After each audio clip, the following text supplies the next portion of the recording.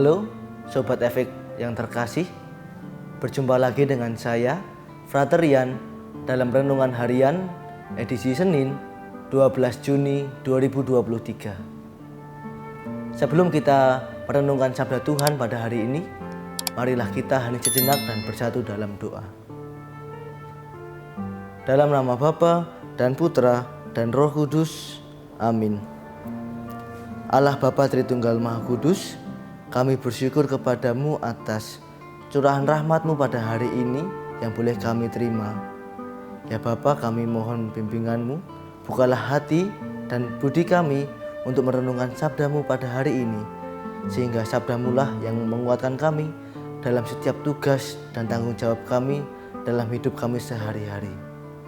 Sebab Dikaulah Tuhan kami, kini dan sepanjang segala masa. Amin.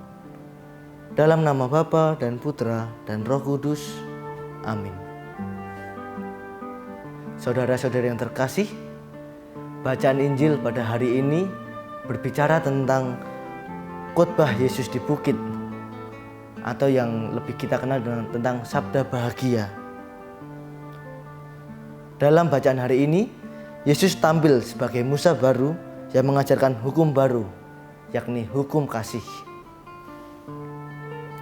Khotbah Yesus di bukit adalah suatu penghiburan bagi seseorang yang sedang mengalami pergulatan hati. Namun bagi pribadi yang sedang naik daun, khotbah Yesus merupakan tantangan baginya.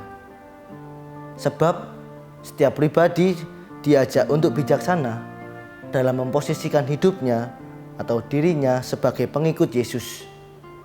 Karena kita tahu setiap pengajaran Yesus syarat dengan hal-hal yang tak pernah kita duga dan tak pernah kita ketahui sebelumnya. Ada kalanya ajaran-ajaran Yesus itu sangat bertentangan dengan harapan dan impian kita. Misalnya tentang kebenaran dan kejujuran. Dewasa ini, bila kita berbicara tentang masalah kebenaran atau kejujuran, terasa membuat hati kita miris. Betapa tidak, dunia ini seakan-akan sudah terbolak-balik. Orang benar dan jujur disalahkan, tapi sebaliknya orang yang salah justru dibenarkan. Sebagai pengikut Yesus, apakah kita berani bersaksi akan kebenaran di tengah masyarakat, kendati senyum sinis dan cuma serapah yang kita peroleh? Melawan arus zaman yang sudah terlanjur ternodai dengan perlakuan buruk pribadi-pribadi yang tak bertanggung jawab, yang mementingkan diri sendiri dan kelompok, bukanlah hal yang mudah. Untuk melawan itu, sangat dibutuhkan mati raga yang tak sedikit. Tetapi ketika kita mengingat sabda Tuhan pada hari ini, maka itu akan menjadi kekuatan yang bersumber daripadanya. Yesus dalam ajaran-ajarannya menawarkan begitu banyak tempat bagi setiap pribadi yang berani melawan arus zaman pada hari ini. Saudara-saudari yang terkasih, inti sabda bahagia yang kita dengarkan hari ini ialah mengenai semangat kemiskinan di hadapan Allah. Artinya, menyadari dan menerima ketergantungan kita yang mutlak terhadap Allah. Sebagai orang berdosa, kita tidak punya hak apa-apa di hadapannya.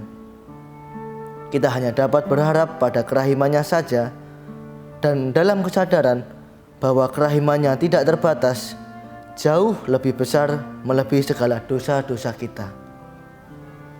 Maka semakin kita menyadari kerahiman Allah yang begitu besar, maka semakin pula kita berusaha menjauhi segala dosa sebagai ungkapan syukur dan cinta kita.